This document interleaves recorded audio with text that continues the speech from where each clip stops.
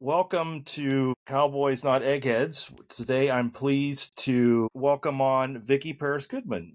Vicki Paris Goodman is the author of a book called To Sam with Love, a surviving spouse's story of inspired grief. After the death in 2019 of her husband Sam, she was unexpectedly flooded with optimism and presented with a host of possibilities for an exciting and meaningful future.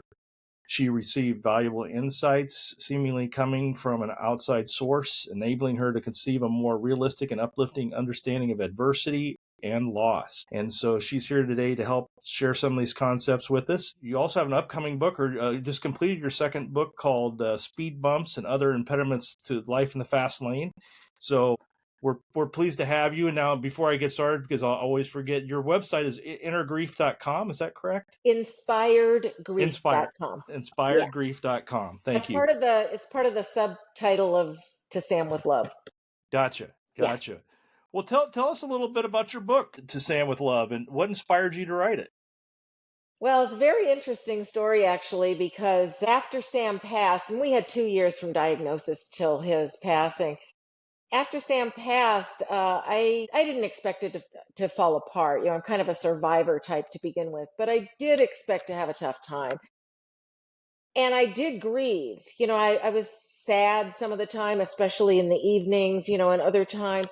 But overall, this was kind of a earth-shatteringly positive experience. And I was not expecting that. I was raised in a very secular family. Nobody in my family believed in anything, and they still don't. I had begun some years before Sam passed to believe in a higher power. It just didn't seem that all of this around us could possibly have just happened spontaneously on its own. But I had never taken that belief very far. It remained kind of a rudimentary faith, if you will.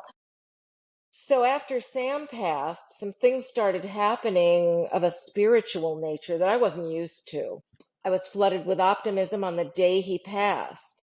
It was unseemly, to the point where I thought, oh, I should push this away. This is way too soon. Describe your optimism, Vicki. I mean, how did it? I mean, were you joyful? Were you happy? Were you singing? I mean, what did that look like? It's been 5.5 years, so I don't remember, to tell you the truth, but it was more like, why am I not crying my eyes out? Why am I thinking about possibilities for my future already? And it seems like opportunities are even starting to come my way. This morning in the email, there was something from our local playhouse about an audition for a staged reading. I'd been a theater reviewer on the side of my career for years, over 20 years in California before moving to Arizona for retirement with Sam. But I'd never considered acting before, but I always thought I might like to. And I thought back to that email I'd received just a few hours before, and I thought, maybe I should,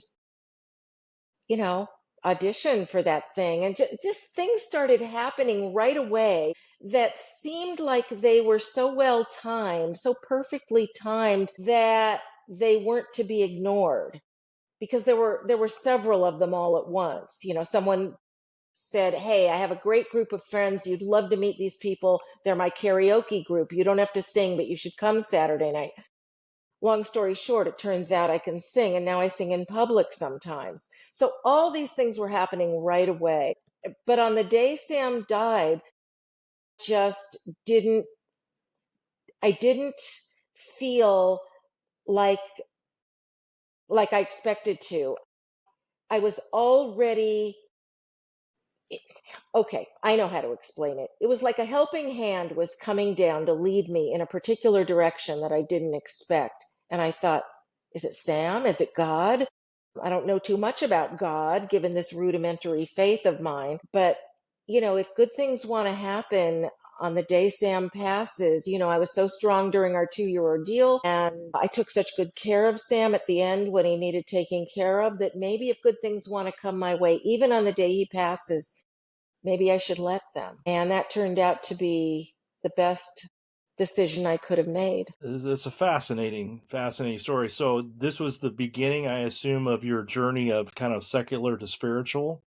Just kind of like Yes. this is beyond coincidence. I mean, Vicky's a mechanical engineer by training, right?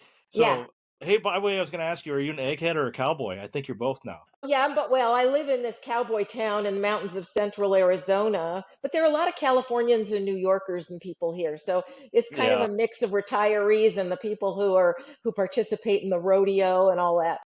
sure. Some wannabe cowboys and some real cowboys. Gotcha. Yeah, yeah. But it's interesting though about that. It's kind of an aside, but it has so much to do with you, Sam. I love okay, when we first moved here, I thought that I'd go to the rodeo once. This is the oldest continuously operating rodeo in the world here This in is what my Prescott, town. Arizona, correct? Prescott, Arizona. Yes. And so I have friends that went to Emory Riddle Aeronautical University. I've been there, so it's a Yeah, wonderful yeah. place. It's a great place. So they have the rodeo and they have a smallish cowboy poets gathering here. And I thought, okay, I'm going to go to each of these one time, cross them off my bucket list, and then never again. Well, I love the rodeo. I usually go twice over the course of the week with different sets of friends. But the one I love the most is that Cowboy Poets Gathering. Who would have thunk? And I think I explained when we were talking about having me on your show, Sam. I think I explained to you in an email about how that happened. I couldn't even figure out why I loved it so much. And then it dawned on me that the values depicted among the cowboys. I think they call it the cowboy way.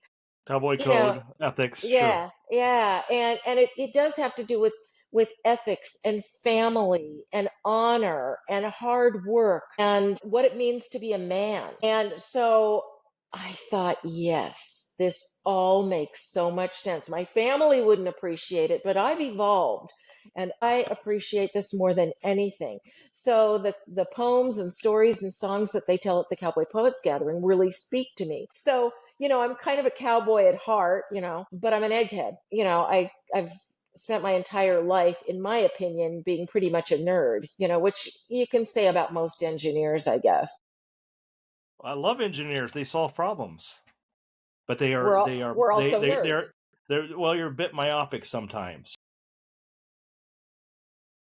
Yes. Yes. Or tunnel vision kind of. Yeah. Yeah, Yeah. yeah.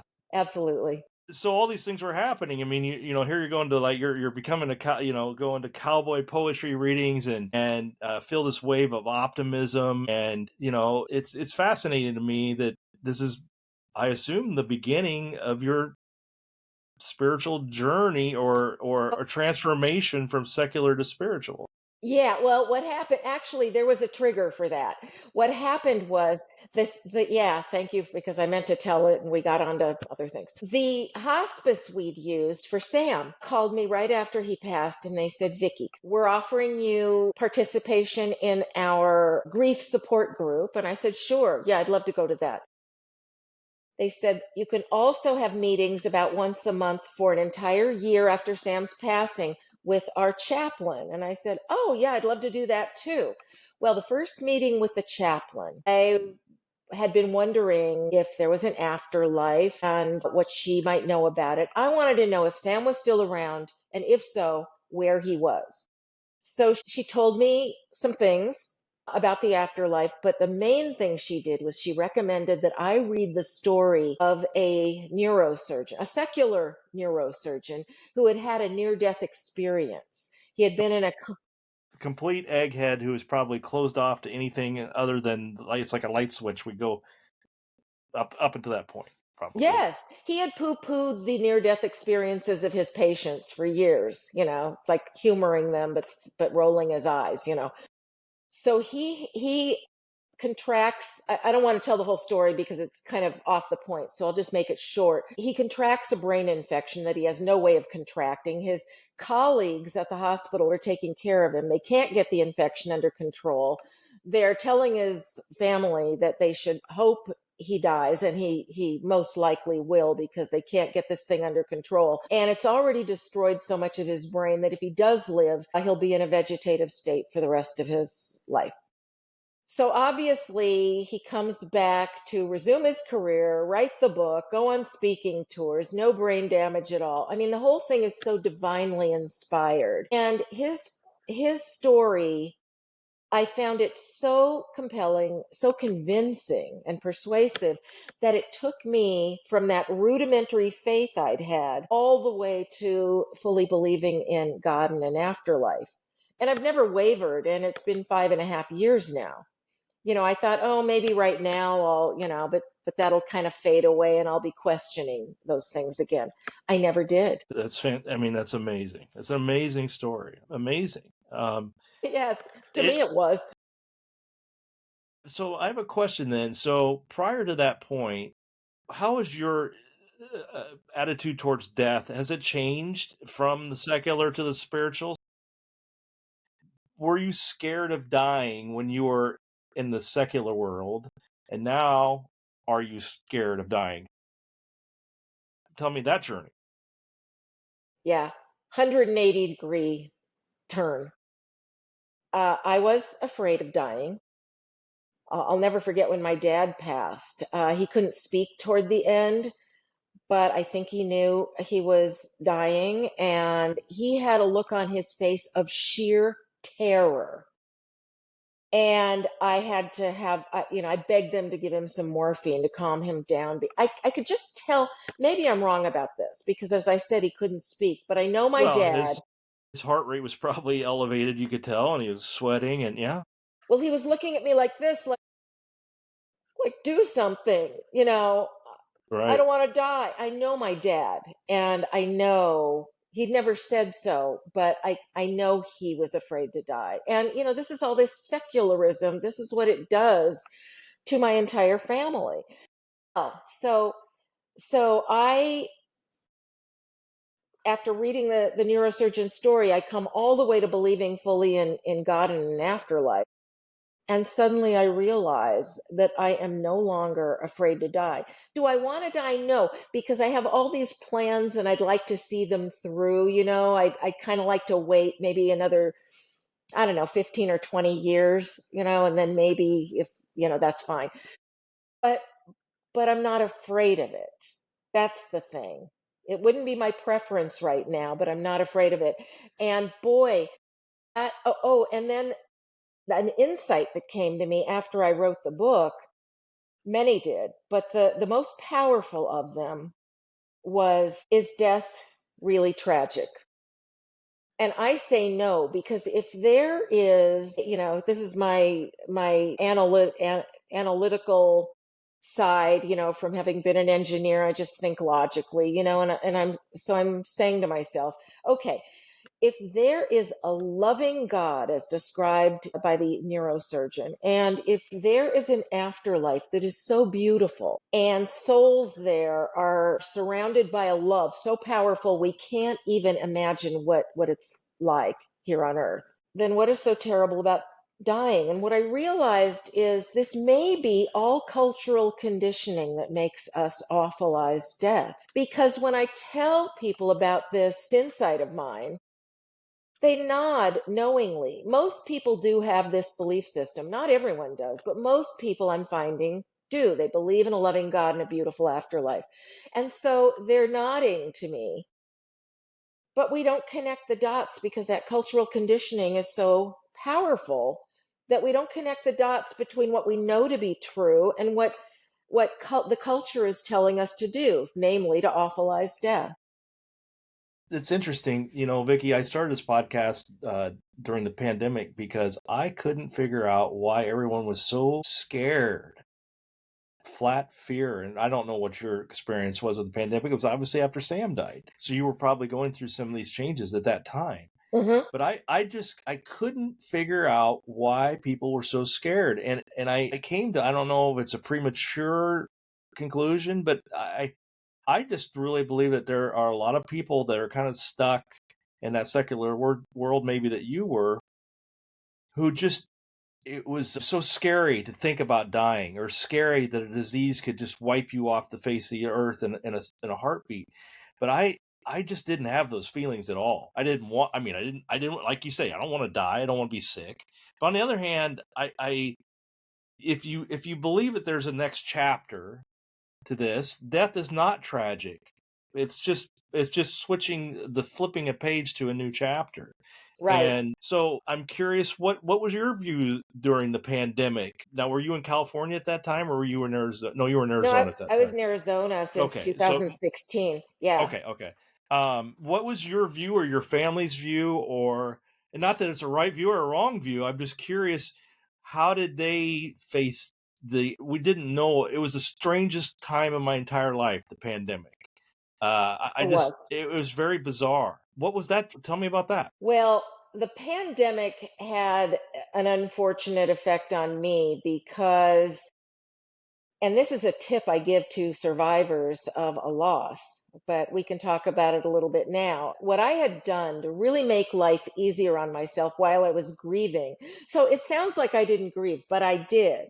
But I was moving right away into the next chapter of life. A lot of people kind of put things on hold for a while. I didn't do that. And that's what's so extraordinary about my experience, if you don't even consider the insights that came later. I was able to just move into that next chapter of life. And I think it's the helping hand that was leading me there. So the pandemic hit, oh, I guess about 7 months after Sam passed. And I was doing so well, partly because I had established a balance between all these activities, these new things I was trying out, or just having lunch or dinner with a friend. I mean, I call those the activities. I had established a balance between that and quiet time. I realized that I needed quiet time in my life. People will tell you, they'll make this suggestion to keep yourself as busy as possible so you don't have time to think or feel after you lose the love of your life.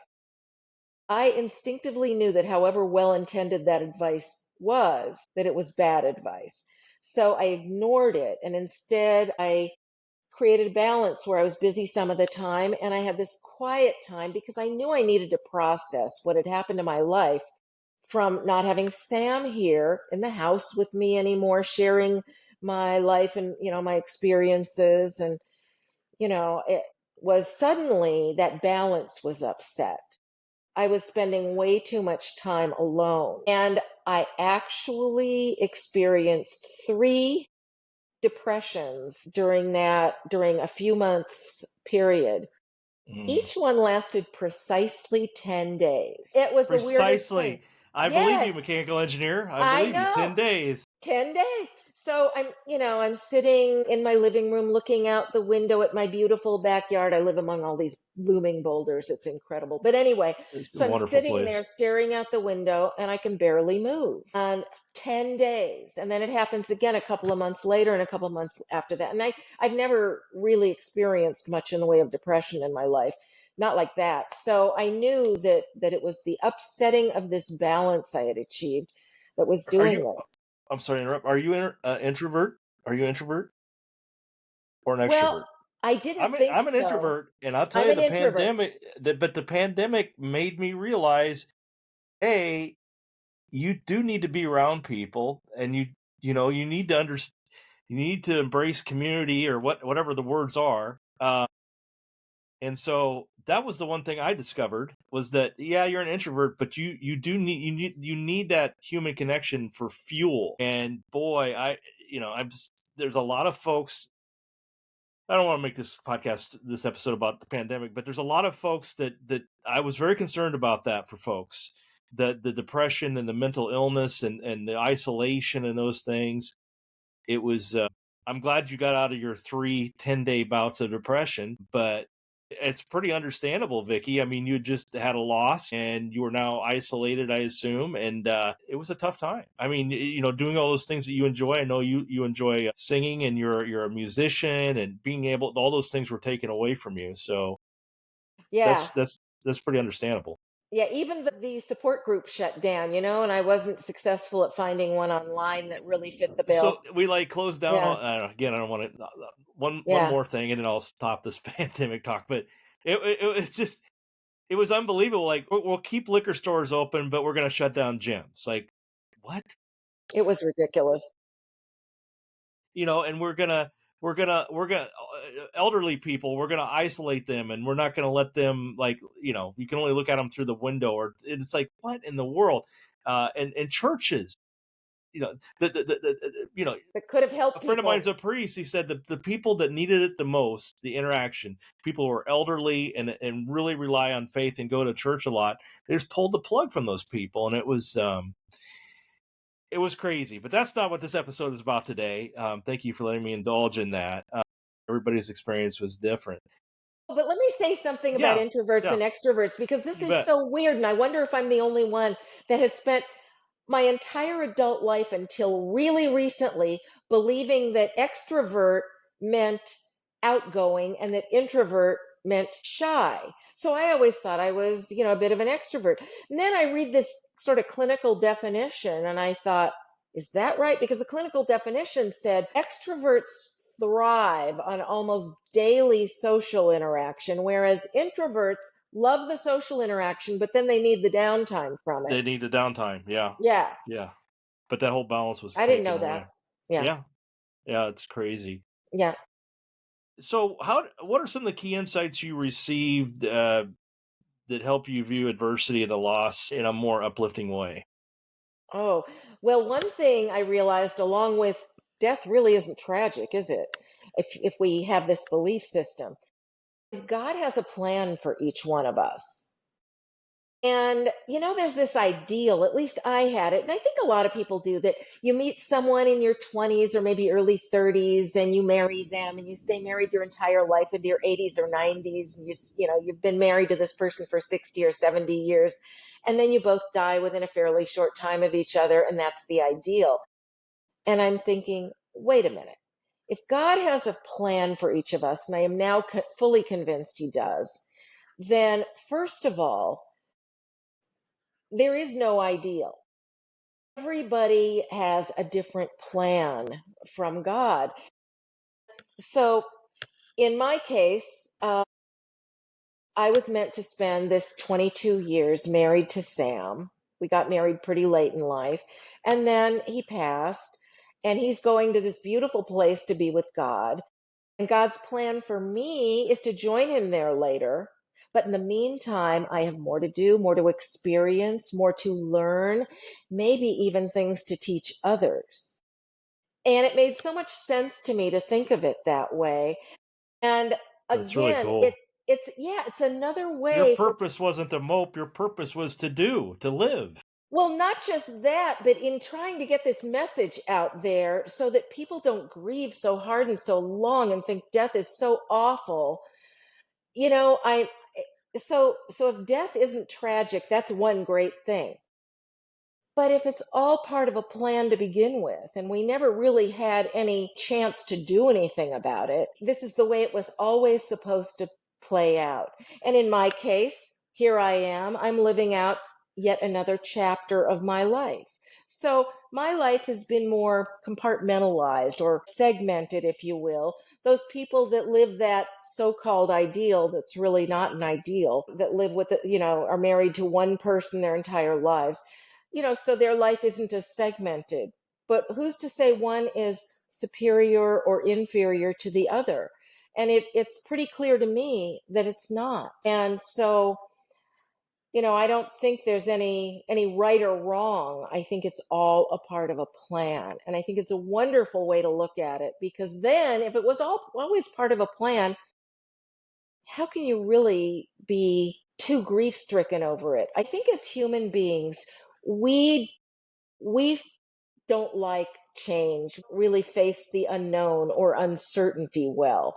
So the grief that We we, don't like to be uncomfortable. That's correct. yeah, so the grief that really is appropriate in this circumstance of losing someone is over the changes that are the changes to your life from that person not being here physically with you anymore. But it doesn't, it, it really just means that you have to get used to your new reality. And I think there's a lot less loaded onto that than the way most people think they need to grieve. And when I say think they need to, that's where all the guilt comes in, because they think if they don't do it right. So, on top of having lost someone, they think they might get it wrong. If they emerge from their guilt to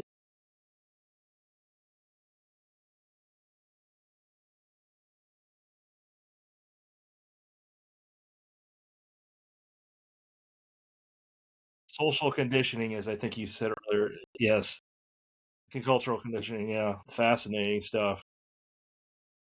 But I mean, you don't begrudge somebody who's grieving. I mean, you're not saying that. You're just saying No, I'm just there's saying, no prescribed way. It's okay. It's okay to move along. That's what I'm hearing you say. well, Death that's isn't part of it. tragic, But I'm also saying that these insights that I received, if others can kind of right? embrace them, maybe they won't see the passing of their loved one the same way they would have otherwise. A different And it'll help perspective. them. Yeah, completely different perspective. I think it's a much more positive and optimistic perspective. It was part of a plan all along, and death isn't tragic to begin with. I mean, that's a huge opening for accepting our adverse, so-called adverse reality in a much better way. It's fantastic. I mean, I love this stuff. This is great stuff. Tell me about the afterlife, Vicky. Tell me about heaven. It's something that we've discussed quite a bit on this podcast, and I've come to conclusion that yes, there's absolutely an afterlife. I'm going to call it heaven today for sake of argument.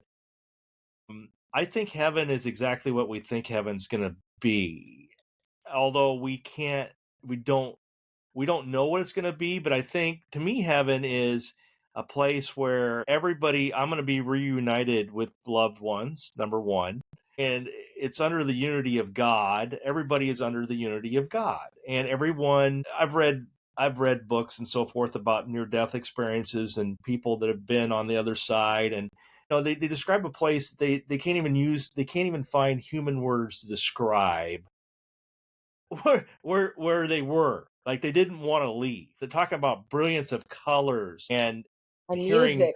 hearing the music is like everybody is in pitch or harmony, and everybody's on the same page. I mean, it's something that again, I'm not afraid to die, and it's something I look forward to very much. But what is heaven? What is heaven to you? When someone says heaven, what does that mean to you? Does it mean there's a big mansion, that there's gates, that there's we're drifting around in clouds? Can we physically talk to each other? One, or is it just? I think it's more of a soul kind of a connection. But I mean, like, there'll be people that you maybe had transgression or arguments with or disagreements with, that are you're now completely together. Yes. I'm sorry, I'll shut up. What do you think? Well, yes, all of the above and some other things too. Okay, so after I read the neurosurgeon's account, I thought I should either go on YouTube and listen or read about some other near-death experiences. So I did, not a lot, but enough to notice some things that all of these accounts have in common, like meeting someone greeting you that was a deceased loved one, or a very good friend, or maybe a group of people who passed on before you, and they greet you. Almost everyone reports that, or virtually everyone reports that. And then there's this tunnel with a light, and you go through it, and then you're with God. It's the And then, warmest, brightest light that won't blind you, and it's the warmest light that won't burn you. I mean, that's kind of the way I understand yeah, it. yeah. And okay, so you're the, and a lot of these near death experiences describe different things. And I have it's kind of outside the scope of what we're talking about, so I won't go into it. But I No, that's have some fine. ideas as to why these things differ in certain ways too. Well, no, I'd love to hear about that. Okay, so the neurosurgeon was very secular, right? And he describes getting there, and he's in like this mud, and he says it's unpleasant. He calls it the earthworm's eye view. And there's this loud banging noise that's really unpleasant. And eventually he rises up out of this mud, and he sees the tunnel with the light. And I don't remember all the details, but he goes through the tunnel, and then he looks down and he sees, beautiful park scapes with children playing, and dogs, and animals running around with them, and, things. And he describes feeling that love, that wonderful love that we is so indescribable here on earth. And the other thing he describes that is so profound is he describes having known everything when he was there with God. everything, all the knowledge of the universe, the history, math, physics, All the answers everything will there be is to know. revealed. All the answers will Yes. be revealed. But he comes back and he remembers having known everything, but he no longer knows everything. And it's interesting. It's interesting. He's a neurosurgeon. He describes the brain now as a filter or reducing valve that takes the knowledge of the universe down to a manageable level for we human beings here on Earth. It has a governor on it. Yeah, You know what I mean by yeah. governor? There's a Yes, I yeah, do. I was a yeah. mechanical engineer. I know Oh, what a governor of is. course, you Yeah. know what a governor is. Well, But there's another guy I follow believes that he believes that your 100% is really just your 40%. Your brain's the only thing that's getting it in your way. He's an ultra marathoner and so forth. But same thing could be applied in this situation. right. That's So the other because we can't handle it. The truth is, our brain can't handle all that. Here on Earth, in heaven, we can handle it all. But right. maybe that's why we're built this way. But what I wanted to say is think about this indescribable love. If souls are surrounded by this indescribable love and they no longer have brains, I guess they're at one with God, and so they see everything through God's brain, if you will. You know what I mean? Through his Uh, eyes, through his brain, yeah, yeah, through yeah. his spirit. Yes, Given that, I don't believe souls, and I extrapolated this, I didn't get it anywhere, but I now believe that souls in the afterlife don't experience negative emotions like anger or jealousy. none of that stuff. So, all these people that feel guilty moving on when they're ready into another relationship after the love of their life passes, they need not because that soul, however, it doesn't matter how they were when they were here on earth. Maybe they were a jealous type. They're not in the afterlife. All they want is for you to go move on as the spouse they left behind. They just want you to move on the best way you possibly can, the most fulfilling way you possibly can. And if you find love again, they might even find it for you and send it your way. I kind of think Sam did that for me a couple of years after he passed. Uh, Fascinating. That was the other yeah. question. Do you now? So I've talked to different folks about this. I mean, I I don't know. I have, as I mentioned earlier, before we started the podcast, I have I had two parents that died way before their time, and both of them with they're like 1 in 2 million type illnesses, just crazy odds that they would ever die that way. But anyway, think that they are looking over me, and I asked my friend who's a priest, do you think that they shake their heads at us at stuff that we do, or can they see what we're doing, and do they just like, oh man, they shouldn't be doing that? And he's like, absolutely not, because Mm-mm. they're in the beautification. There's a word for it, and I can't remember at the time at the moment. Beatification? Say that again. Be- There's a word beatification. Yes, yes, I believe that's it. They're beyond that. They're beyond any of that. What do you? I mean, you obviously believe that Sam's looking after you, over you, and tell me about that. In what ways does he communicate with you? I mean, I've only had one instance where I thought my parents were communicating with me, and that was I was in a very hard CrossFit workout, and I could see both of them appeared to me as an image. Hmm. It was Wow. nuts. It was nuts. I know they were there. So have you experienced anything like that, or how do you know that Sam is there? How do you know that? Soon after he passed, I would go to bed at night, turn out the lights, and you lay awake for a little while before you fall asleep. And in about 3 to 5 minutes, this smoky grayish white thing appeared. But most of the time, most it didn't appear, at least not that I could see, not that I was aware of every night, but it appeared most nights. And I wasn't sure it was really there because most nights it would be so subtle, like so low in energy that I thought, oh, Vicky, this is pathetic. You're just imagining this thing. But yeah, Were you frightened, or were you at comfort? no, I wanted it to be there, but I thought maybe I was kind of imagining it. But other nights it would be more vivid, and I thought, boy, this is pretty hard to ignore. And then a few months later, it turned to a neon yellow green. It changed color, and I have some thoughts about that actually, based on what the neurosurgeon said. So it changes color, and I thought, well, this is sort of definite, like a definite change that's a noticeable change that must mean something. And again, most nights the neon yellow green thing would be so subtle that it was almost as if I could be imagining it. But when it was vivid, it was really hard to ignore. So after a year of it appearing most nights, when I'd begun to talk to God, I didn't really know how to pray. So I would just talk to God most nights after I kind of got into bed and turned Well, out I'll the let you in a lights. little secret, Vicky. That's what praying is. I guess so. I guess so. Anyway, that's what I did. I would, but this one day, a year after Sam passes, I'm growing weary of wondering if this apparition that I keep seeing at night is Sam's soul. So I said to God early in the day, which I never, I don't usually talk to him too much early in the day. I said, listen, I don't believe in asking you for anything for myself. I'm not saying that's a wrong thing to do. I'm just saying I was uncomfortable doing it, Sam. But so I told him, I said, I never asked for anything for myself, but I'm going to make an exception today. I am really growing weary of wondering if the neon yellow green thing is a manifestation of Sam's soul. So tonight, after I go to bed, would you please, if it is Sam, would you please just make it so vivid or make it appear somehow different than it usually does? Usually it would just sort of go in and out gently, and it would take about, or sometimes just kind of float around, and it would take 3 to 5 minutes to appear after I'd turn out the lights. So I said, just make it so different that I'll know that it definitely is Sam.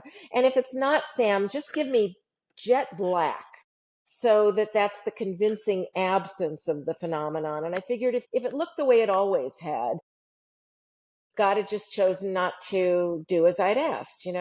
Well, so it's getting to be bedtime that night, and I'm thinking, what have I done? What if I get jet black? Am I prepared to find out this hasn't been Sam all this time?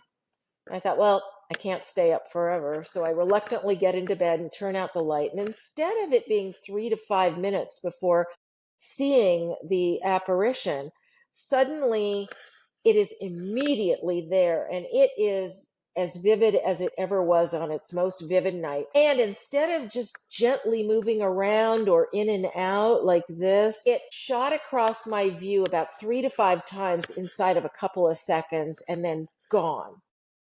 And I burst into tears I and was going to say, thanked, did that make a mechanical engineer cry? I bet it yeah, did.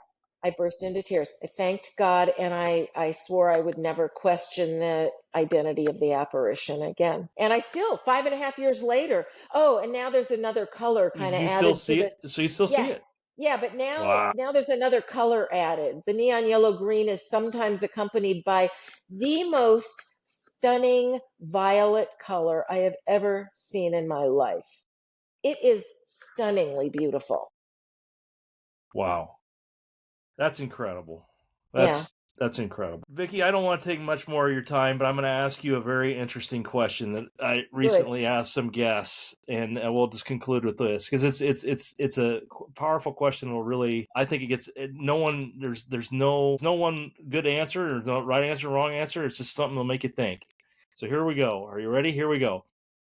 If you came across a box of all the things that you've lost in your life, what would be the first thing that you would look for in that box? Sam. Sam. Boom. Yeah. Oh, Sam. Yeah. Yeah. Yeah. Sam was the Yeah. best. Yep. There you go. My husband. Yeah.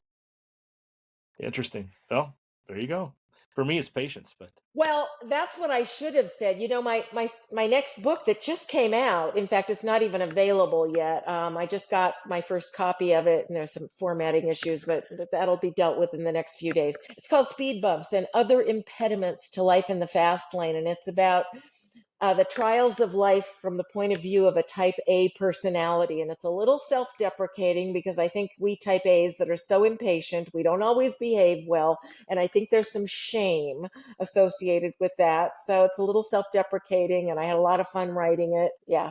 So it's great. kind of funny you should say that because, yeah, impatience is my biggest personality flaw. Well, we're gonna death won't be tragic, and we'll find out in a hurry that impatience was so small, just insignificant. So Yeah. no need to be impatient. Well, thank you for your time. I really, really enjoyed our conversation. Again, Me too. listeners, if you want to know more about Vicki, you can visit her website at inspiredgrief.com, right? Yes. Yeah. And the audio episodes are there. They're free. Please get the book, To Sam with Love. Get the audio episodes for free. They're about 12 to 15 minutes each. There are 3 of them, and they have all those insights that came to me after I published the book. Perfect. Thanks so Yeah. much for your time. Thank you for having me, Sam. You bet. Now I'm going to stop.